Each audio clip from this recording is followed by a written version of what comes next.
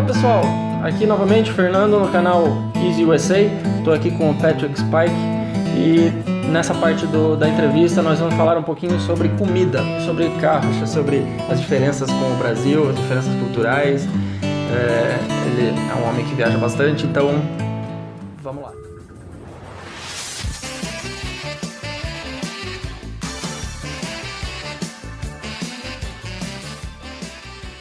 Okay, next subject, it's about food.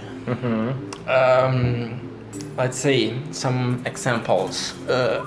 Feijoada. Feijoada. What do you think about feijoada? Feijoada delicioso. Delicioso. Right.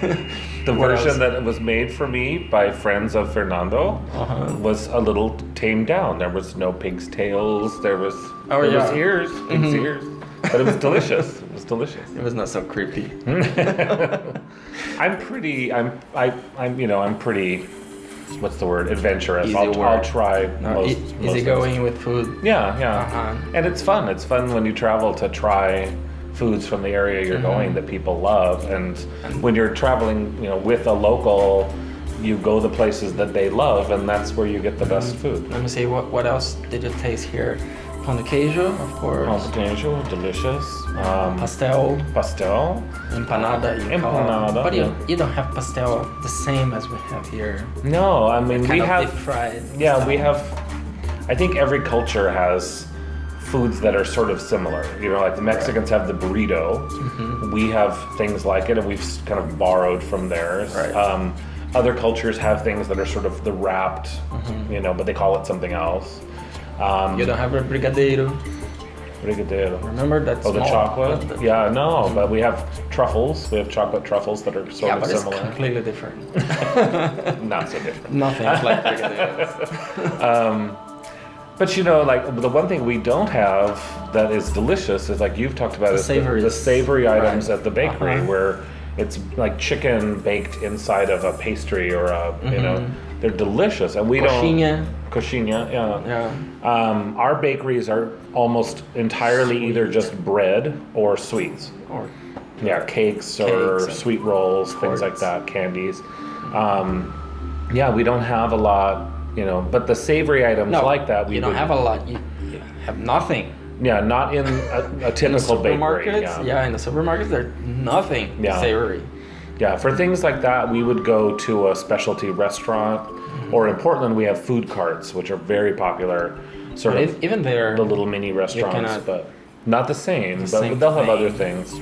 Like we have, we've brought the sort of old English version of what's called a pasty, the meat pasty, which is like a sort of like bread dough that's wrapped around like meat and potatoes, Right. and you can get those in places. Savory meat pies, but not in a standard bakery. Yeah, but when you were here, what you most miss? Food wise? Yeah, about food. Brazil, your food, North American food. Oh, that I miss from America? Yeah, Gosh, like not much. Yeah, something that you cannot find here. McDonald's. Yeah. As you know, McDonald's. No, McDonald's Of course, is everywhere. McDonald's is here. It's a traditional Brazilian food, but I've never found a really good bagel here. a good bagel. Oh, of Yeah. course, the good bread. Yeah. I talk about the The breads. breads. Yeah, we have here. delicious Yeah. bread, artisan breads. But I love, it's a Jewish, bread is the bagel, right? Jewish origin. Oh. That's kind of like a bread donut. Bagels and with cream cheese and lox. I remember those smoked bagels salmon. with cream cheese. They were delicious. Yeah, delicious. That's one of my favorites, and that I've never found here. But I have so much fun trying the food here that I don't miss. I'm not missing there. Right. You can get pizza, you can get pasta, you can get the barbecue, the churrasco. McDonald's. It's delicious. So I'm sticking with McDonald's. Big Mac. Yeah. All right. Okay, now about cars. So, how is to... Our cars are big. Your Yeah. cars are small. Yeah, but my point here is, how is to an American to buy a car in the United States? The process. Not the process, but the value. How like comparative to your income or something? Yeah, like everybody can have a car, or everybody have new cars, or it's a mix. A lot of people. It's hard for one to buy a car there for a North American. Yeah, I mean, cars are not. They're an investment. They're certainly an expensive item for us. They're, I have owned. For us, as you know, we think that cars in the United States, it's completely cheap compared to the prices here. I don't consider them cheap. In my life, I'm 49 years old as of yesterday. I've had 3 new cars in my life. That's it. Everything else I bought used, either very used or just barely used, depending. Like my Jeep was just barely used. It was like 3 years old. My current car, I have a smart car, is about 7 or 8 years old.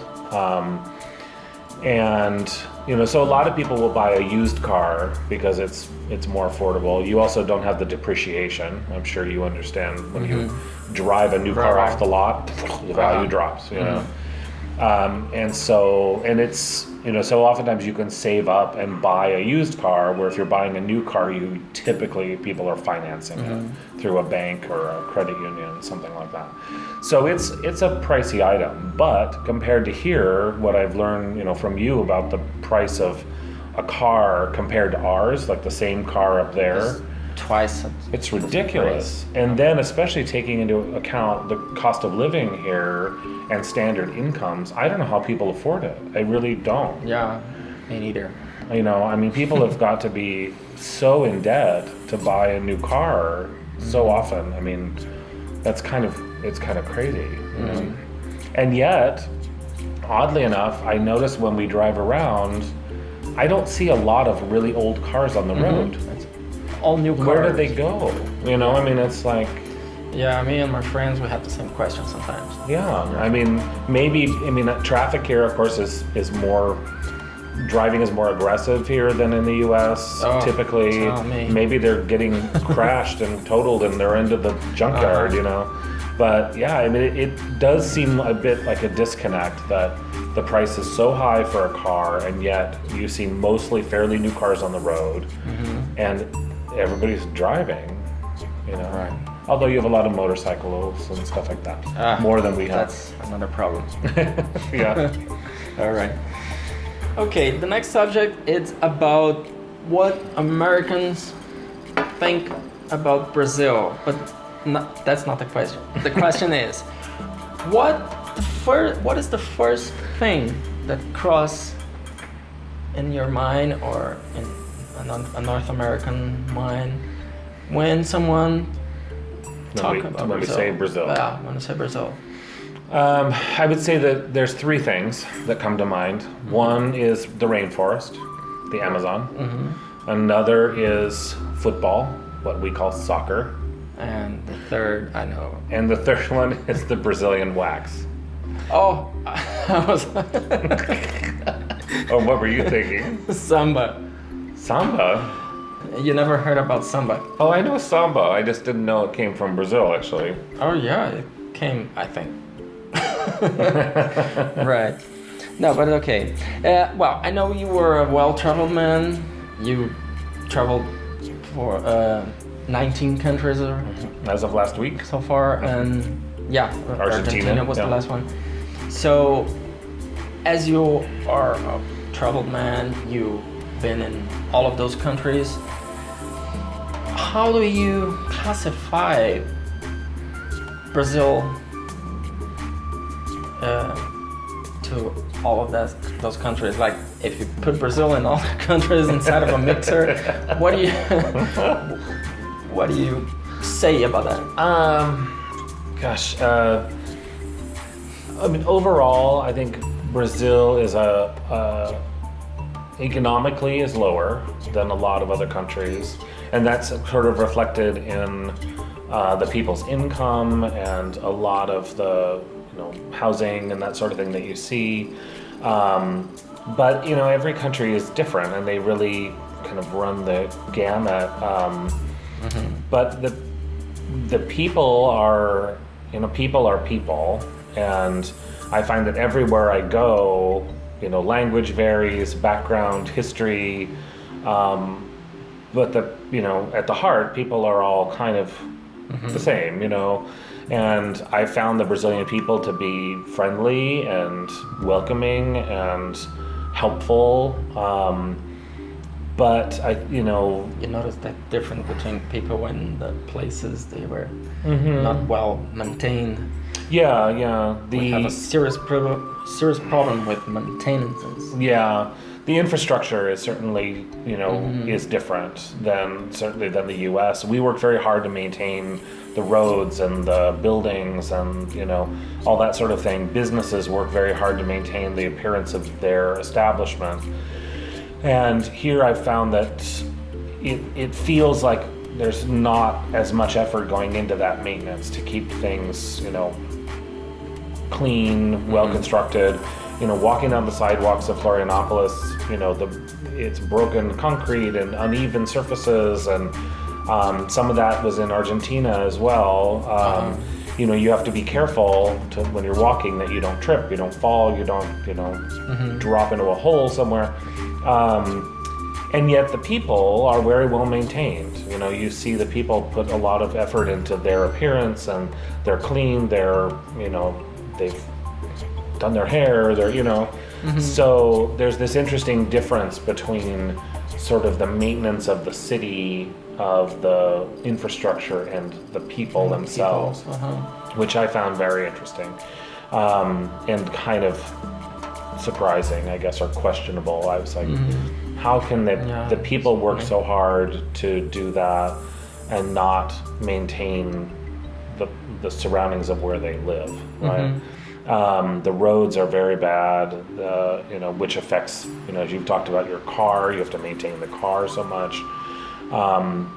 And I mean, I even noticed it going into businesses where obviously they put a lot of care into constructing that business, the decoration, the walls, the structure, and yet to keep it. You'll see a lot of details, things falling apart, or a piece of trim is gone, and it hasn't been fixed. Right. So that's a big thing I tend to notice. But other countries run the gamut. I've been in Spain, and there's a lot of similarities. It's a very old city, or very old country, and a lot of the cities have kind of the similar struggles, where other cities are impeccably maintained. Sweden and Helsinki was, very clean, and everything was perfect. So anyway, does that answer your question? Yeah. Talking about people. What do you say when Brazilians, they compare Americans to Brazilians in matter of hugs and kissing, affection? Affection, because they said in the United States, when someone get introduced to a friend, and they were not so passionate as we are. Yeah, I think the Brazilians in general tend to be more affectionate, more passionate people. I know it depends of the group you are. Yeah, very much. In the U.S., I think it depends on the context. If you're being introduced to someone in more of a sort of a business kind of attitude, then it's more standoffish. But if it's more personal, if it's within a family or a group of friends, we might be more affectionate. It also depends on conservatives. They are more. Yeah, they're kind of stiff in general. I don't like the conservatives. Anyway, but if it's all a group of women, they might be more affectionate than if it's a group of men and women, right? I would find that the gay community, for example, tends to be very affectionate, because there's sort of a family feel within that community, right? I would say that's probably true of most communities, like the African American community. I would say, I can't speak for them because I'm not, but I would guess or believe that they would tend to show more affection within their group. So it just depends on the situation and the people. But by and large, I would say Americans are not quite as affectionate as Brazilians. I think it's said that every culture has its distance of personal space. Like if you're in Asia, everybody say United States. We have a larger personal space. Where I think in Brazil, don't cross my space. And it's just it's a cultural thing. It's like you have sort of a boundary of, here's my personal space, and you're getting into it, and you feel it. Other cultures have a much smaller personal space because they're much more crowded. You go to Japan, for example, and if you would ask someone what's your personal space is, it's much smaller. And I think that plays into it as well. Valeu, pessoal. Agora vamos fazer uma pausa novamente no vídeo. Próximo vídeo a gente continua.